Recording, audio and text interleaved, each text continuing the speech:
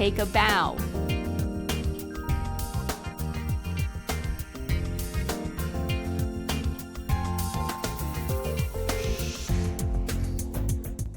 Since Chelsea's a girl dog, I use the word curtsy, but for boy dogs, you can use the word bow.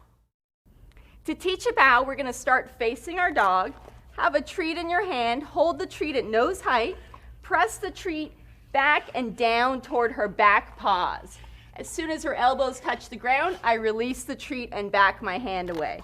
One more time, treat starts at their nose, I press it toward her back paws. As soon as her elbows touch the ground, I release the treat and back my hand away. Now there's a couple problems you may encounter. One is that the dog is sitting instead of bowing. This usually happens if you're holding the treat too high. Again, you want to hold it at nose height, press toward the back paws.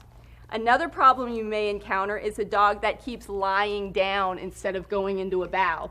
This usually happens if you hold the treat too long instead of backing your hand away right away. The third problem you may encounter is a dog that just keeps backing up. And that usually happens because you're pressing the treat straight back horizontally instead of back and down toward her back paws. Very good. Let's give that a try with some other dogs. If you find your dog is lying down instead of doing a bow, you may have to reward him for just dipping his body. Good. Give him his treat a split second before his elbows actually touch the floor. Good. You can also place your foot on the ground below his belly to keep him from lying down. Good.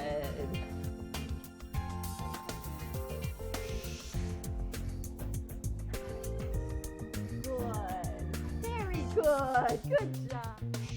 Once you've got your dog bowing easily with the food lure, it's time to start phasing out that helping hand. Now, a fundamental concept in teaching a dog is the use of progressively greater hints to the dog. The idea is that your dog wants his treat as quickly as possible. So if you always first say bow and then you press in on his nose, your dog is going to begin to figure out that if he does the bow as soon as he hears your cue word, he's going to get his treat faster. So for the bow trick, we're first going to give a hint of a verbal cue, and then I'm going to use the treat to press in on her nose.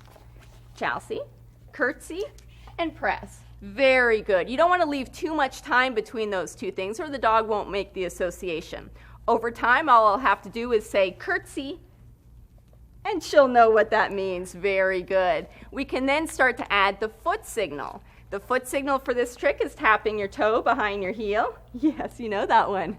And again, we want to give the lesser known hint first. So I want to give the signal, then the verbal cue. Curtsy, signal, curtsy. Very good. Over time, she'll know just the signal. And that's enough to get her to do the trick. Great, let's recap. Hold a treat and gently press it from your dog's nose toward his back paws. Release the treat when your dog's elbows touch the floor. Keep practicing and soon your dog will be taking a bow on cue.